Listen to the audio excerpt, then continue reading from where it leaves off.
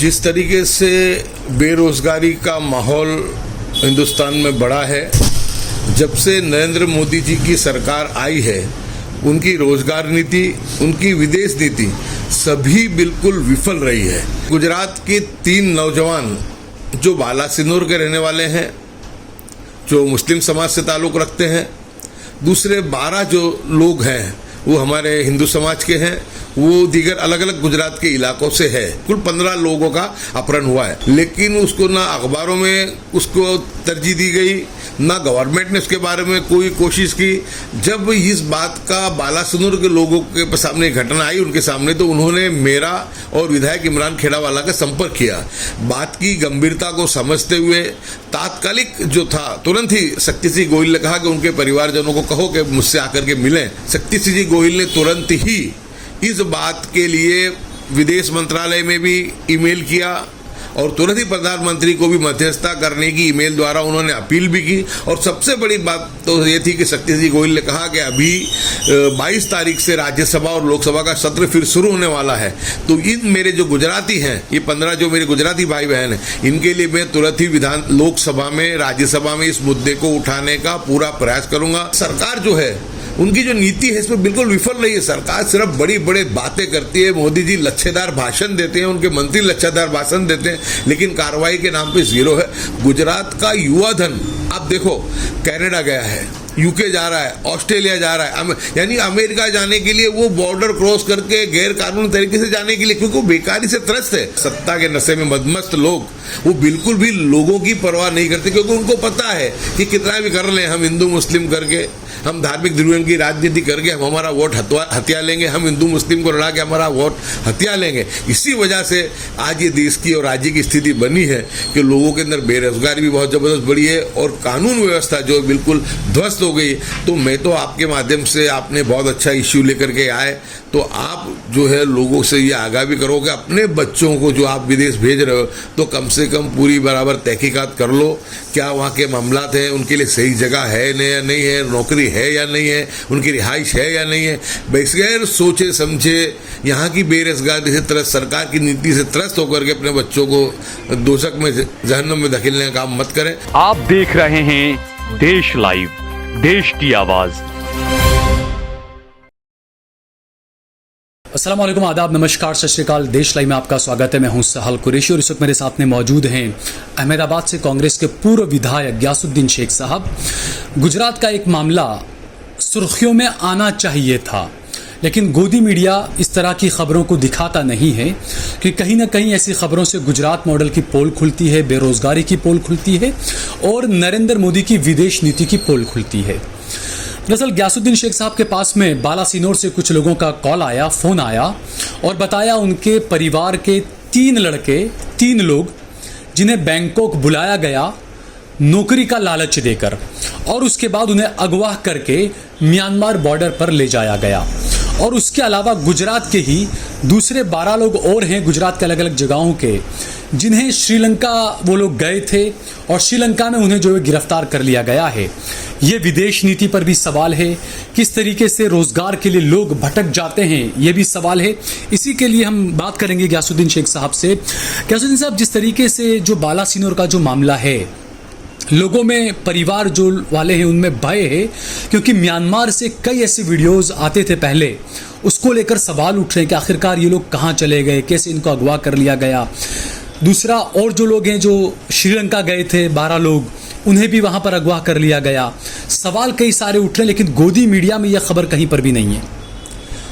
बिल्कुल, जिस तरीके से बेरोजगारी का माहौल हिंदुस्तान में बढ़ा है, जब से नरेंद्र मोदी जी की सरकार आई है, उनकी रोजगार नीति, उनकी विदेश नीति सभी बिल्कुल विफल रही है। और ये जो किस्सा है कि गुजरात के 3 नौजवान जो बालासिनोर के रहने वाले हैं, जो मुस्लिम समाज से ताल्लुक़ रखते हैं, दूसरे 12 जो लोग हैं वो हमारे हिंदू समाज के हैं, वो दीगर अलग अलग गुजरात के इलाकों से है।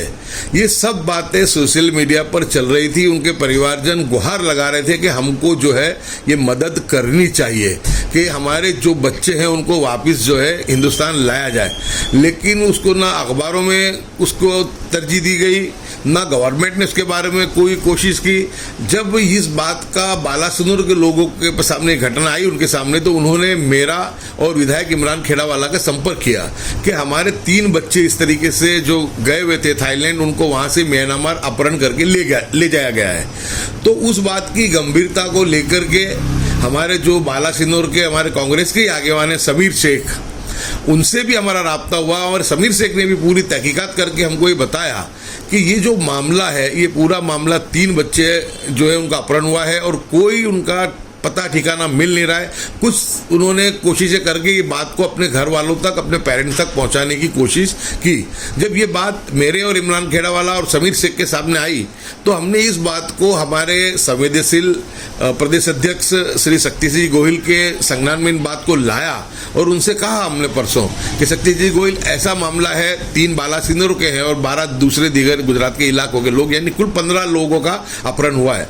बात की गंभीरता को समझते हुए तात्कालिक जो था तुरंत ही शक्ति सिंह गोहिल ने कहा कि उनके परिवारजनों को कहो कि मुझसे आकर के मिलें, जरूर से मैं इनके लिए मदद करने की पूरी कोशिश करूंगा।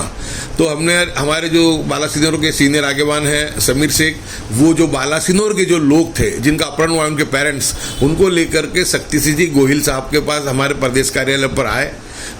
गई कल शक्ति सिंह जी गोहिल ने तुरंत ही इस बात के लिए विदेश मंत्रालय में भी ईमेल किया और तुरंत ही प्रधानमंत्री को भी मध्यस्थता करने की ईमेल द्वारा उन्होंने अपील भी की। और सबसे बड़ी बात तो ये थी कि शक्ति सिंह गोहिल ने कहा कि अभी 22 तारीख से राज्यसभा और लोकसभा का सत्र फिर शुरू होने वाला है, तो इन मेरे जो गुजराती हैं, ये 15 जो मेरे गुजराती भाई बहन हैं, इनके लिए मैं तुरंत ही लोकसभा में, राज्यसभा में इस मुद्दे को उठाने का पूरा प्रयास करूंगा। मैं खुद राज्यसभा का सदस्य हूँ तो राज्यसभा में तो मैं उठाऊंगा ही, लेकिन इसको लोकसभा में भी ये मुद्दे को तरजीह मिले इसी में पूरी कोशिश करूंगा। तो हम खुद भी बहुत शक्ति सिंह गोहिल के शुक्रगुजार हैं कि इतनी संवेदनशीलता दिखाई और तात्कालिक उन्होंने ईमेल के द्वारा इस रजूआत को रखा, ट्वीट भी उन्होंने किया और आने वाली जो ये सत्र है लोकसभा और राज्यसभा का, उसमें इस बात को उठाने का संज्ञान लिया है। और हमें उम्मीद है कि हमारे जो 15 गुजराती भाई बहन जिनका अपहरण हुआ है वो जल्द से जल्द लौट करके आएंगे और उनके घर वालों से उनकी मुलाकात हो पाएगी। क्या सुबह ये कहीं न कहीं सरकार की बड़ी नाकामी इसे कहेंगे, क्योंकि युवा को परेशान होकर भटक कर बेरोजगारी की वजह से रोजगार के लिए से किसी न किसी जाल में फंस जाता है, तो ये बेरोजगारी का आलम भी यहाँ पर दिखाता है। दूसरा, जिस तरीके के जो फ्रॉड और जो धोखाधड़ी हो रही है ऑनलाइन, सारा सोशल, उसमें गुजरात सबसे ज्यादा आगे निकल रहा है। बिल्कुल, ऑनलाइन जो हो रही धोखाधड़ी वो तो बहुत ही खुलेआम और इसका तो इतना ज़बरदस्त मामला फैला है कि कोई भी परिवार इस धोखाधड़ी से बचा नहीं है। यानी बहुत ही उसको, और उस पर सरकार जो है उनकी जो नीति है इसमें बिल्कुल विफल रही है। सरकार सिर्फ बड़ी बड़ी बातें करती है, मोदी जी लच्छेदार भाषण देते हैं, उनके मंत्री लच्छेदार भाषण देते हैं, लेकिन कार्रवाई के नाम पे जीरो है।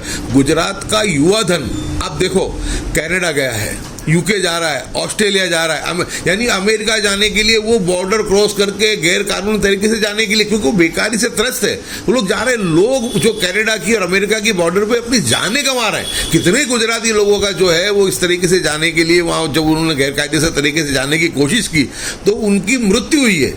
इतनी ठंड, इतनी बर्फ और बॉर्डर पे से उनको इस तरह जाना। कनाडा में और तुम अमेरिका में जो लोगों को देखो कि जो लोग, हम लोग समझ रहे हैं कि हमारे बच्चे बहुत वहाँ मजे कर रहे हैं, लेकिन वो बेचारे वहाँ मजदूरी कर रहे हैं। और कनाडा की और अमेरिका की तो ये हालत है, और ज्यादा कनाडा की, कि लोग ब्रिज के नीचे जो कच्चे जो है टेंट बना करके जो हमारे गुजराती युवा युवती है वो वहाँ पर रह रहे हैं कच्चे, क्योंकि उनको रहने की जगह नहीं है। उनके लिए इतना वहाँ पे लोगों का जाने से इतना वहाँ पे जो बढ़ गया मामला कि वहाँ पे वो लोगों को अब रहने की जगह नहीं है, नौकरी भी नहीं है। तो मैं तो आपके माध्यम से गुजरातियों को ये कहना भी चाहूँगा कि आप बिल्कुल ये मत समझो कि बाहर बहुत सब कुछ अच्छा है।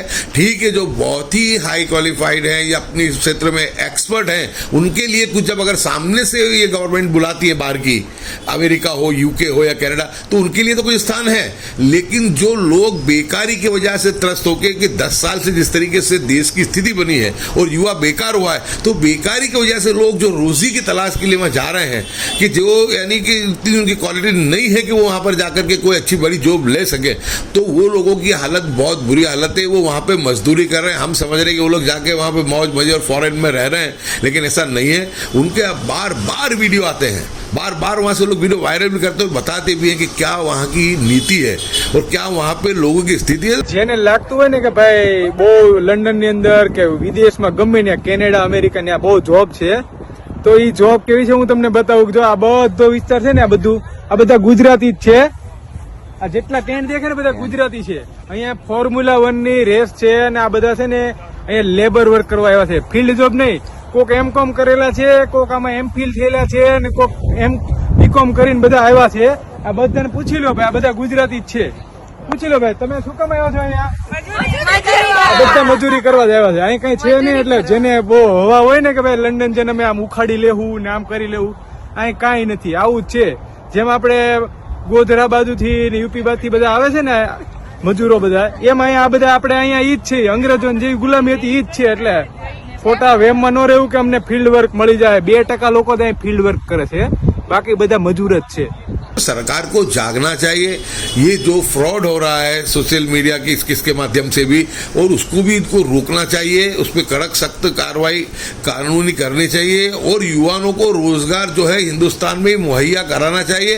और जो विदेश की स्थिति है उससे भी गुजरातियों को आगाह करना चाहिए कि भाई आप जो तुम बिल्कुल अंधी दौड़ कर रहे हो वहां पे, तो वहां पे जो तुम समझ रहे हो माहौल नहीं है। वहां जाने के बाद तुम्हारे से गलत ही काम कराए जाते हैं, मजदूरी भी कराई जाती है। तो ऐसे वक्त में लोगों को जो है आगाह करने का काम भी सरकार करे। और सबसे बड़ी बात तो ये कि जो अभी फिलहाल जो घटना आई है, तो जिस तरह सत्यजीत गोयल ने आज प्रधानमंत्री से कहा है, विदेश मंत्री से कहा है, तो तात्कालिक संज्ञान लेते हुए तुरंत ही गवर्नमेंट को कार्रवाई करनी चाहिए। और ये 15 जो अपराध हमारे गुजरातियों का हुआ है उनको वापस देश लाने की उनको कोशिश करनी चाहिए। और सरकार आने वाले सत्र के अंदर बेरोजगारी के बारे में और ये जो फ्रॉड हो रहे हैं उसके बारे में ये सब इसकी जो है इस पर चर्चा करे और एक कुछ अच्छी नीति बना करके गुजरातियों को रोजगार देने का और ये जो चीटिंग हो रही है उनके साथ उससे बचने का जो है वो जो है पूरा। साहब, ये भी कहा जा रहा है कि नरेंद्र मोदी 12 साल 14 साल पहले मुख्यमंत्री रहे, उसके बाद 10-12 साल, अब 10 साल से प्रधानमंत्री रहे।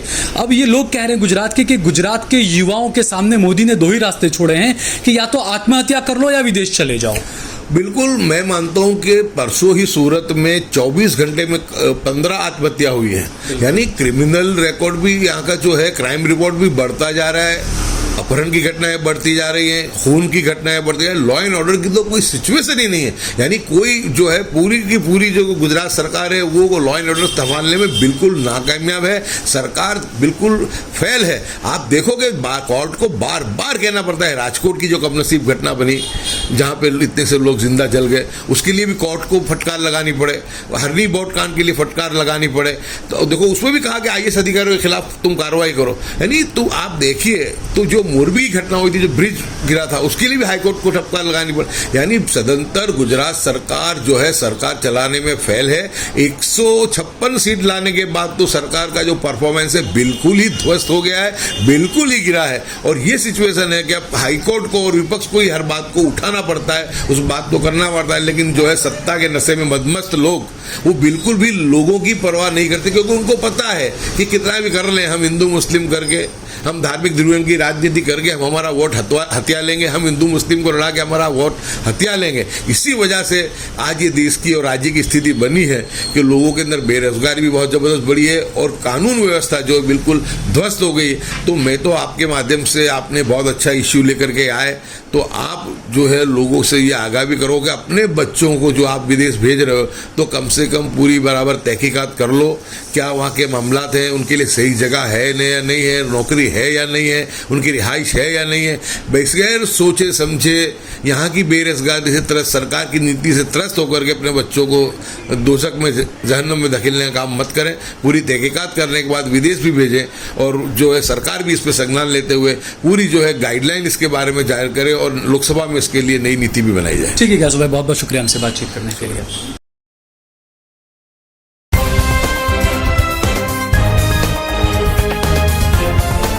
देश और दुनिया की तमाम छोटी और बड़ी खबरों के लिए हमारे चैनल को सब्सक्राइब करना न भूलें और बेल का बटन जरूर दबाएं।